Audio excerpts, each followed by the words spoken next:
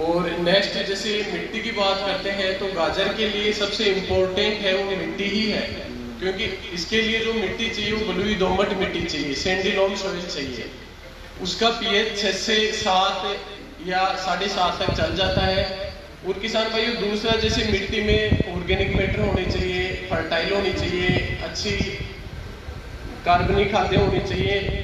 साथ साथ में जैसे ये तो मैंने बता दिया कि ये चीजें इसमें होनी चाहिए सोइल में। इसके अलावा इसकी तैयारी, जैसे सबसे पहले आप रोनी करते हो, रोनी करने के बाद में मिट्टी को बहुत ही मतलब कि 2-3 बार हैरोइंग करके प्लोइंग करके कल्टीवेटर चला के और अच्छी तैयार करनी चाहिए, क्योंकि इसमें अगर ढेले रह गए आपकी जमीन में मिट्टी के जैसे क्लॉट्स रह गए तो वो क्या करेंगे, जब आप बिजाई करोगे तो जब सीड लगाओगे सीड जर्मिनेट करेगा तो नीचे की तरफ जाएगा, कोई पत्थर आ गया या ढेला आ गया तो जो आपकी गाजर की जड़ है वो 2 भागों में डिवाइड हो जाएगी या 3 में हो जाएगी, जैसे मेरी अंगुली की तरह 3-4, इसको बोलते हैं फोर्किंग। तो ये गाजर में एक मेजर समस्या आती है, अगर मिट्टी की अच्छी से तैयार नहीं की है मिट्टी तो आपके फोर्किंग की समस्या आ सकती है। नेक्स्ट पॉइंट है कि इसमें आपको किस्म का अच्छा चुनाव करना है। जैसे सपोज करो अपने गाजर की किस्म है, वो आपने अगर गलत चूज कर ली, सपोज इसमें भी 2 प्रकार की होती है, कि देसी टाइप होती है, एक होती है यूरोपियन टाइप। तो यूरोपियन टाइप लगती है अपने ज्यादातर अक्टूबर-नवंबर में, और जो एशियाटिक टाइप होती है देसी होती है जो अपने रीजन में लगती है, उनका टाइम अभी है सितंबर से अक्टूबर। बट वो टेम्परेचर, जैसे मैं टेम्परेचर की बात की तो टेम्परेचर सूटेबल है, आप लगा सकते हो। अब एशियाटिक टाइप वेराइटी, जो देसी टाइप वेराइटी है जो पीएयू ने रिलीज की है, उसमें एक PC 161 वेराइटी है, PC 34 है, पंजाब कैरेट रेड है। इसके अलावा कुछ यूनिवर्सिटी ने काली गाजर की वेराइटियां भी डेवलप की हैं, जैसे ब्लैक ब्यूटी होगी, पंजाब ब्लैक ब्यूटी होगी, एक पंजाब जामुनी होगी, एक रोशनी होगी। पंजाब जामुनी और रोशनी अभी यूनिवर्सिटी ने डेवलप की है। बट जैसे जनरल अपने ज्यादातर बिकती है वो रेड कैरेट बिकती है। बट सारे किसान भाइयों से मेरी एक सलाह है कि अपने घर के लिए काली गाजर लगा के आप लोग खाइए, क्योंकि जो हमारी वेराइटी में फाइंड किया है कि सपोज करो कोई कैंसर्स की फॉर्म होती है कि ये कहीं ना कहीं उसको थोड़ा कम करता है कैंसर को, ब्लैक कैरेट। तो आप 1-2 कैरी लगा के आप ब्लैक कैरेट कंज्यूम कर सकते हो। इसके अलावा नेक्स्ट पॉइंट आता है कि जैसे इसकी स्पेसिंग क्या रखते हैं कैरेट की, क्योंकि स्पेसिंग भी एक मेजर फैक्टर है। स्पेसिंग में जैसे ज्यादातर रो टू रो रखते हैं, अगर मैनुअली लगाते हैं तो 45 सेंटीमीटर रो टू रो होनी चाहिए, कतार से कतार की दूरी 45 सेंटीमीटर, और प्लांट से प्लांट की दूरी होनी चाहिए 15 सेंटीमीटर या 7.5 से 15 सेंटीमीटर रख सकते हैं। इससे क्या होगा, वो जाती इसको लगाने का तरीका है रिजेज पे ही लगानी है अपने को। अगर फ्लैट में लगाएंगे तो जो आपकी रूट की लेंथ है और साइज है वो नहीं आएगा। तो इसके अलावा जैसे आजकल देख रहे हो लार्ज स्केल पे लगा रहे हैं तो काफी प्लांटर्स आ गए हैं। तो प्लांटर की स्पेसिंग होती है जैसे 45 होगी, 60 होगी, वो प्लांटर में सीड डालेंगे ऑटोमेटिकली वो सीड। उसके बाद में क्या होगा, जैसे अपन ने सोइंग कर दी, सोइंग के 1 महीने बाद जैसे ट्रू लीफ आ जाए, उसमें 2 से 3 पत्तियां आ जाए गाजर में, उस समय अगर आपकी गाजर संघनी है तो उसमें से आपको थिनिंग करनी पड़ेगी।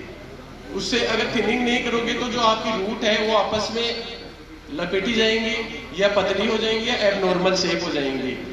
इसके नेक्स्ट आता है जैसे इसमें खाद्य की बात करें तो खाद, जैसे गाजर की खाद के लिए इंपॉर्टेंट है रूढ़ी। और रूढ़ी ऐसे नहीं कि जैसे हम लोग आ रहे थे रास्ते में तो देख रहे थे कि रोड के दोनों साइड, उसमें क्या होता है कि रेनफॉल होगी, न्यूट्रिएंट्स निकल जाएंगे, वो कचरा ला के डालोगे, बीमारियां आ जाएंगी।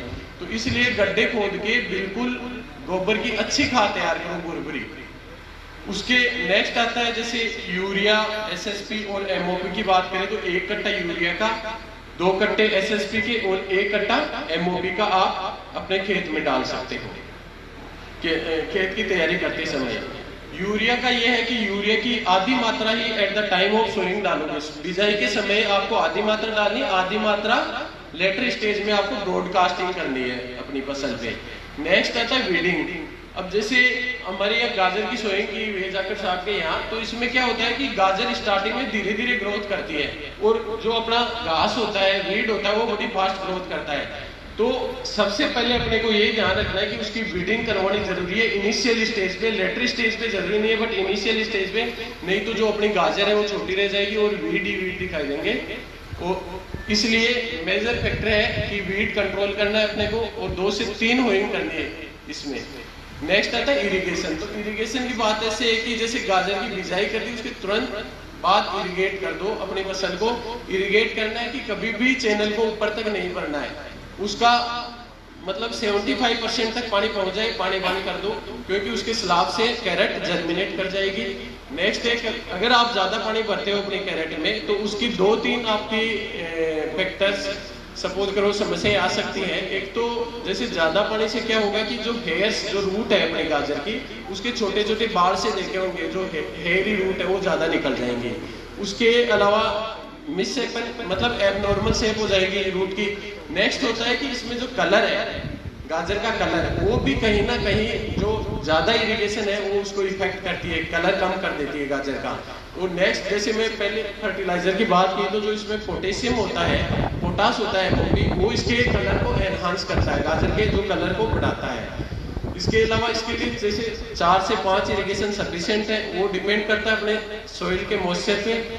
इसके बाद में इसकी हार्वेस्टिंग की बात आती है, तो जैसे अपनी वेराइटीज हैं, वेराइटीज का मैंने बताया कि ज्यादातर वेराइटीज हैं वो 85 से लेके 95 तक, 95 सोइंग के बाद में 95 डेज लेती हैं। उसके बाद में जैसे आप अपनी गाजर को निकाल के अच्छी साफ करके ग्रेडिंग करके अपने मार्केट में बेच सकते हो। इसके अलावा आप इसकी अचार भी बना सकते हो और ब्लैक कैरेट की कांजी भी बना सकते हो। Thank you. अगर किसी किसान भाई को और कुछ सब्जियों के बारे में ज्यादा जानकारी चाहिए तो मैं यही हूँ, आप पूछ सकते हो। धन्यवाद। कॉन्फ्रेंस के बाद आप सेमिनार के बाद बहुत बहुत मेहरबानी डॉक्टर मेला जी। और सभी किसानों से निवेदन है कि इस सेमिनार के कंप्लीट होने के बाद डॉक्टर मेला जी यहीं है, इनसे बात कर सकते हैं, क्योंकि जो ये समय चल रहा है गाजर की खेती अपने इलाके में काफ़ी शूट कर रही है। तो इसके बाद मेरा निवेदन है श्री अंकित कटारिया एंड राजपाल माखनी वो आए और जो इनका प्रोडक्ट है पोल्ट्री कंपोस्ट, उसके बारे में डिटेल में बताएं। कि एक बात मैं यहाँ अपनी भी तरफ से भी ऐड करना चाहता हूँ कि हमारे इलाके के में जमीनों के अंदर ऑर्गेनिक कार्बन बहुत कम रह गई है और उसकी तरफ हम ध्यान नहीं दे रहे हैं, क्योंकि पहले हर घर में पशु होते थे, पशु भी रखना छोड़ गए और गोबर की खाद नहीं डल रही है। तो मेरा निवेदन है कि एक तो पशु पालने शुरू करो ताकि अपने खेतों में भी मिट्टी का सुधार हो सके और फसल अच्छी हो। और जी डॉक्टर साहब।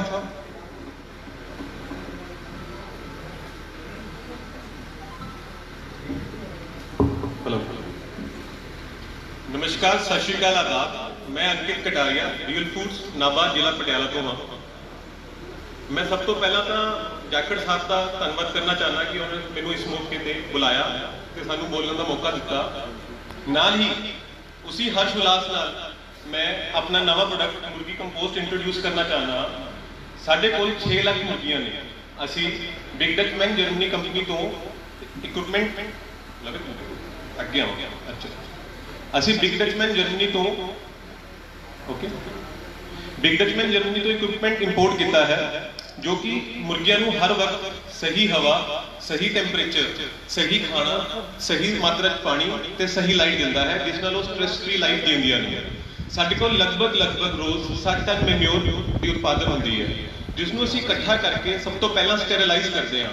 अगर मैं बहुत साफ शब्दों समझाना चाहवा, असीं उस चों unwanted pathogen, weed, E coli, Salmonella, जो भी अनचाहे बैक्टीरिया ने उन्होंने खत्म कर देने हैं। अगर बिल्कुल होर सरल भाषा में समझाना चाहवा, जिवें आपां कहने लाइजोल नाल फर्श साफ करता, कीटाणु मारते, या फिर आपां किसी चीज़ नूं उबाल के उसके कीटाणु मार दिंदे आ ताकि उसका कोई फंगस अटैक ना हो पावे, उसी तरह असीं इसनूं लगातार 3 दिन 75 डिग्री टैंपरेचर ते रखते हैं ताकि जो भी अनवांटेड बैक्टीरिया, इकोलाई, पैथोजन ने वो खत्म हो जाए। उस तो बाद असीं कोशिन इंजीनियरिंग कंपनी जापान तो मशीन इंपोर्ट की है। कोशिन इंजीनियरिंग कंपनी पिछले 3 पीढ़ियों तो आही बिजनेस कर रही है, तो वो इंडिया की सब तो पहली मशीन है। असीं उस अपना 60 टन मैन्योर पाउने हाँ, जिस सब तो पहला बड़ा काम होंदा सी स्क्रबर राही इहदी गर्मी ते इहदी स्मैल खत्म करते हैं। जिवें कि आपां सारे जानते हैं जिहड़ी मुर्गी की खाद है वो बहुत ज़्यादा गुणकारी है, पर वो मेन 3 नुकसान होंगे ने। एक तो उस तो फंगल अटैक वगैरह होने के चांसेस होंगे ने क्योंकि उस वीड्स पैथोजन होंगे ने। दूजा वो गर्म बहुत होंगी है। तीजा उस तो स्मैल आती है। असी इस दिन तीनों के तीनों वो गुण खत्म करते। ਉਸ ਤੋਂ ਜ਼ਿਆਦਾ ਮਜ਼ੇਦਾਰ ਗੱਲ ਇਹ ਹੈ ਕਿ ਅਸੀਂ ਜਿਹੜਾ ਸਾਡਾ ਖਾਦ ਹੁੰਦਾ ਹੈ, ਮੈਨਿਓਰ ਹੁੰਦਾ ਹੈ, ਉਸ ਨੂੰ ਆਇਓਨਾਈਜ਼ਡ ਫਾਰਮ 'ਚ ਲੈ ਕੇ ਆਉਂਦੇ ਹਾਂ। ਆਇਓਨਾਈਜ਼ਡ ਫਾਰਮ ਦਾ ਇੱਕ ਸਰਲ ਭਾਸ਼ਾ 'ਚ ਮਤਲਬ ਇਹ ਹੈ ਕਿ ਉਹ ਰੈਡੀ ਪਲਾਂਟ ਫੂਡ ਹੈ, ਜਿਸ ਰੂਪ ਵਿੱਚ ਪਲਾਂਟ ਤੁਹਾਡਾ ਪਲਾਂਟ, ਤੁਹਾਡਾ ਵ੍ਰਿਕਸ਼, ਤੁਹਾਡਾ ਫਲ ਦਾ ਵ੍ਰਿਕਸ਼, ਤੁਹਾਡੀ ਫਸਲ ਜਿਸ ਰੂਪ ਜੜ੍ਹਾਂ ਖਾਣਾ ਖਾਂਦੀਆਂ ਨੇ, ਅਸੀਂ ਉਸ ਰੂਪ 'ਚ ਉਹਨੂੰ ਪ੍ਰੋਵਾਈਡ ਕਰਦੇ ਹਾਂ। ਮੈਂ ਇੱਕ ਬਹੁਤ ਸਿੰਪਲ ਉਦਾਹਰਨ ਨਾਲ ਸਮਝਾਉਣਾ ਚਾਹੁੰਦਾ। ਆਪਾਂ ਸਾਰਿਆਂ ਨੇ ਦੁੱਧ ਪੀਤਾ, ਆਪਾਂ ਨੂੰ ਕੈਲਸ਼ੀਅਮ ਮਿਲ ਗਿਆ, ਪਰ ਉਹ ਕੈਲਸ਼ੀਅਮ ਕਿਸੇ ਕੰਮ ਦਾ ਨਹੀਂ ਜਦ ਤੱਕ ਸਾਨੂੰ ਵਿਟਾਮਿਨ ਡੀ ਨਹੀਂ ਮਿਲਦਾ ਤੇ ਉਹ ਕੈਲਸ਼ੀਅਮ ਕਾਰਬੋਨੇਟ ਕਨਵਰਟ ਨਹੀਂ ਹੁੰਦਾ ਤੇ ਸਾਡੀ ਹੱਡੀਆਂ ਨੂੰ ਮਜ਼ਬੂਤ ਨਹੀਂ ਕਰਦਾ। ਤੁਸੀਂ ਜਿੰਨਾ ਮਰਜ਼ੀ ਦੁੱਧ ਪੀ ਜਾਓ, ਅਗਰ ਤੁਹਾਨੂੰ ਤੁਹਾਡੇ 'ਚ ਵਿਟਾਮਿਨ ਡੀ ਦੀ ਡੈਫੀਸ਼ੀਐਂਸੀ ਹੈ, ਉਹ ਕੈਲਸ਼ੀਅਮ ਤੁਹਾਡੇ ਕੋਈ ਕੰਮ ਦਾ ਨਹੀਂ ਹੈਗਾ। ਇੱਕ ਇਸ ਤੋਂ ਵੀ ਜ਼ਿਆਦਾ ਸਿੰਪਲ ਉਦਾਹਰਨ ਦੇਣਾ, ਆਪਾਂ ਇਹ ਦੀਵਾਰ ਖੜੀ ਕਰਨੀ ਹੈ, ਤੁਹਾਡੇ ਕੋਲ ਸੀਮੈਂਟ ਹੈਗਾ, ਪਰ ਜੇ ਤੁਸੀਂ ਸੀਮੈਂਟ ਨੂੰ ਪਾਣੀ ਹੀ ਨਹੀਂ ਦਿੰਦੇ, ਉਹ ਸੀਮੈਂਟ ਇੱਕ ਮਿੱਟੀ ਦੇ ਬਰਾਬਰ ਹੈ, ਇਸ ਤੋਂ ਬਾਅਦ ਉਹਦਾ ਕੋਈ ਕੰਮ ਨਹੀਂ ਹੈਗਾ, ਉਹਦਾ ਕੋਈ ਮਤਲਬ ਨਹੀਂ ਹੈਗਾ। ਤਾਂ ਆਪਾਂ ਆਪਣੇ ਪਲਾਂਟ ਨੂੰ ਰੈਡੀ ਫੂਡ ਦੇਣਾ ਹੈ, ਜੋ ਕਿ ਜਿਸ ਰੂਪ 'ਚ ਉਹ ਲੈਂਦਾ ਹੈ, ਤਾਂ ਅਸੀਂ ਉਸਨੂੰ ਆਇਓਨਾਈਜ਼ਡ ਫਾਰਮ 'ਚ ਲੈ ਕੇ ਆਉਂਦੇ ਹਾਂ, ਤਾਂ ਕਿ ਜਿਸ ਰੂਪ 'ਚ ਜਿਹੜਾ ਖਾਣਾ ਉਹ ਲੈਂਦੀਆਂ ਨੇ, ਅਸੀਂ ਉਸ ਰੂਪ 'ਚ ਉਹਨੂੰ ਕਨਵਰਟ ਕੀਤਾ। ਉਸ ਤੋਂ ਜ਼ਿਆਦਾ ਜ਼ਰੂਰੀ ਗੱਲ ਇਹ ਹੈ ਕਿ ਸਾਡਾ ਜਿਹੜਾ ਕੰਪੋਸਟ ਹੈ, ਇਹ 40 ਤੋਂ 50 ਦਿਨ 'ਚ ਤਿਆਰ ਹੁੰਦਾ ਹੈ। ਇਸ 'ਚ 17 ਦੇ 17 ਨਿਊਟ੍ਰੀਐਂਟਸ ਨੇ ਜੋ ਸੋਇਲ ਨੂੰ ਚਾਹੀਦੇ ਨੇ। ਆਪਾਂ ਅੱਜ ਤੱਕ ਫੋਕਸ ਸਿਰਫ ਨਾਈਟ੍ਰੋਜਨ, ਪੋਟੈਸ਼ੀਅਮ ਤੇ ਫਾਸਫੋਰਸ ਤੇ ਰੱਖਿਆ ਹੈ, ਜਦ ਕਿ ਆਪਣੇ ਸੋਇਲ ਸਾਇੰਸ ਦੇ ਮੁਤਾਬਿਕ 17 ਤੱਤ ਹੁੰਦੇ ਨੇ ਜਾਂ ਉਸ ਤੋਂ ਵੀ ਵੱਧ ਹੁੰਦੇ ਨੇ, ਜੋ ਸਾਇੰਸ ਨੇ ਅੱਜ ਤੱਕ ਇਨਵੈਂਟ ਹੀ ਨਹੀਂ ਕੀਤੇ। ਸਾਡੀ ਕੰਪੋਸਟ ਵਿੱਚ ਸਾਇੰਟੀਫਿਕਲੀ ਪ੍ਰੂਵਨ ਹੈ ਕਿ ਸਾਡੇ ਇਸ ਕੰਪੋਸਟ ਦੇ ਵਿੱਚ 17 ਦੇ 17 ਤੱਤ ਨੇ, ਜੋ ਆਪਾਂ ਨੂੰ ਸਹੀ ਮਾਤਰਾ 'ਚ ਇੱਕ ਪ੍ਰੋਪੋਰਸ਼ਨ ਚਾਹੀਦੇ ਨੇ, ਤੇ ਅਸੀਂ ਪੀਐਚ ਵੀ ਬੈਲੈਂਸ ਕਰਦੇ ਹਾਂ। ਅੱਜ ਆਪਾਂ ਕਹੀਏ ਕਿ ਸਾਨੂੰ ਸਿਰਫ ਕਾਰਬੋਹਾਈਡਰੇਟ, ਫੈਟ ਤੇ ਪ੍ਰੋਟੀਨ ਚਾਹੀਦਾ, ਨਹੀਂ। ਸਾਡੀ ਹਿਊਮਨ ਬੋਡੀ ਨੂੰ ਵੀ ਆਇਰਨ, ਮੈਗਨੀਸ਼ੀਅਮ, ਕੈਲਸ਼ੀਅਮ ਚਾਹੀਦਾ ਹੈ, ਚਾਹੇ ਛੋਟੀ ਮਾਤਰਾ 'ਚ ਚਾਹੀਦਾ ਹੈ। ਅੱਜ ਤੁਹਾਡੇ 'ਚ ਕੈਲਸ਼ੀਅਮ ਦੀ ਕਮੀ ਹੋਊਗੀ, ਤੁਸੀਂ ਅੱਜ ਚੱਲ ਸਕਦੇ ਹੋ, ਪਰ ਆਉਣ ਵਾਲੇ 5 ਸਾਲਾਂ 10 ਸਾਲਾਂ 'ਚ ਤੁਹਾਨੂੰ ਕੋਈ ਨਾ ਕੋਈ ਬਿਮਾਰੀ ਜ਼ਰੂਰ ਲੱਗੂਗੀ। ਉਹੀ ਚੀਜ਼ ਸਾਡੀ ਮਿੱਟੀ ਵਾਸਤੇ, ਸਾਡੇ ਵ੍ਰਿਕਸ਼ ਵਾਸਤੇ, ਸਾਡੇ ਫਲ ਦੇ ਪੇੜਾਂ ਵਾਸਤੇ, ਸਾਡੀ ਫਸਲਾਂ ਵਾਸਤੇ ਵੀ ਲਾਗੂ ਹੁੰਦੀ ਹੈ।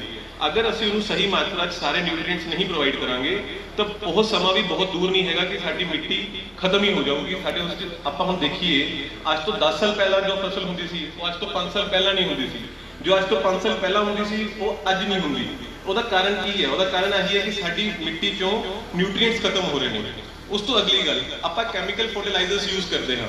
ਉਹਨੇ ਆਰਗੈਨਿਕ ਮੈਟਰ ਤਾਂ ਹੁੰਦਾ ਹੀ ਨਹੀਂ, because they are chemical fertilisers for the very obvious fact. ਉਹ ਕੈਮੀਕਲ ਫਰਟੀਲਾਈਜ਼ਰਸ ਦੇ ਨਾਲ ਬਾਈਂਡਿੰਗ ਏਜੰਟ ਵੀ ਆਉਂਦੇ ਨੇ, ਜਿਵੇਂ ਆਪਾਂ ਯੂਰੀਆ ਯੂਜ਼ ਕੀਤਾ, 4600 ਹੈ, ਡੀਏਪੀ ਹੈ, ਐਮੋਨੀਆ ਫੋਸਫੇਟ ਦੇ ਨਾਲ ਬਾਈਂਡਿੰਗ ਏਜੰਟ ਹੈ। ਜਿਹੜਾ ਸਾਡਾ ਪਲਾਂਟ ਹੈ, ਉਹ ਨਾਈਟ੍ਰੋਜਨ, ਐਮੋਨੀਆ, ਫੋਸਫੇਟ ਤਾਂ ਚੱਕ ਲੈਂਦਾ ਹੈ, ਪਰ ਜਿਹੜਾ ਬਾਈਂਡਿੰਗ ਏਜੰਟ ਹੈ, ਉਹ ਸਾਡੀ ਮਿੱਟੀ ਦੇ ਵਿੱਚ ਹੀ ਰਹਿ ਜਾਂਦਾ ਹੈ। ਉਹ ਜਿਹੜਾ ਬਾਈਂਡਿੰਗ ਏਜੰਟ ਹੈਗਾ, ਉਹ ਸਾਡੀ ਮਿੱਟੀ ਨੂੰ ਪੋਰਸ ਨਹੀਂ ਰਹਿਣ ਦਿੰਦਾ, ਉਹਨੂੰ ਸਖਤ ਬਣਾ ਦਿੰਦਾ ਹੈ, ਜਿਸ ਨਾਲ ਸਾਡੇ ਪਲਾਂਟ ਦੀ ਗਰੋਥ ਵੀ ਰੁਕਦੀ ਹੈ ਤੇ ਉਹਨੂੰ ਫੂਡ ਨਹੀਂ ਮਿਲਦਾ। ਜਦੋਂ ਆਪਾਂ ਉਸ 'ਚ ਕੰਪੋਸਟ ਪਾਵਾਂਗੇ, ਉਹਦੇ ਮਾਈਕਰੋ ਆਰਗੈਨਿਜ਼ਮਸ ਹੋਣਗੇ, ਉਹ ਉਸ ਬਾਈਂਡਿੰਗ ਏਜੰਟ ਨੂੰ ਤੋੜ ਕੇ ਅਗੇਨ ਉਹਨੂੰ ਰੈਡੀ ਪਲਾਂਟ ਫੂਡ ਦੇ ਵਿੱਚ ਕਨਵਰਟ ਕਰਨਗੇ, ਜਿਸ ਨਾਲ ਸਾਡੀ ਪਲਾਂਟ ਦੀ ਤੇ ਸਾਡੀ ਮਿੱਟੀ ਦੀ ਦੋਨਾਂ ਦੀ ਲਾਈਫ ਬਹੁਤ ਵਧੂਗੀ। ਸਾਡਾ ਮੁਰਗੀ ਕੰਪੋਸਟ ਯੂਜ਼ ਕਰਨ ਨਾਲ ਤੁਹਾਡੀ ਫਸਲ ਦੀ ਵ੍ਰਿੱਧੀ ਤਾਂ ਹੋਊਗੀ, ਇਸ 'ਚ ਤਾਂ ਕੋਈ ਸ਼ੱਕ ਹੈ ਹੀ ਨਹੀਂ ਜੀ। ਤੁਹਾਡਾ ਫਲ ਦਾ ਆਕਾਰ ਵੀ ਵਧੂਗਾ, ਸਾਈਜ਼ ਵੀ ਵਧੂਗਾ ਤੇ ਉਹ ਜੂਸੀ ਵੀ ਜ਼ਿਆਦਾ ਹੋਊਗਾ। ਉਸ ਦੇ ਨਾਲ ਜਿਹੜਾ तूड़ी का हम ढेर लगा देते हैं।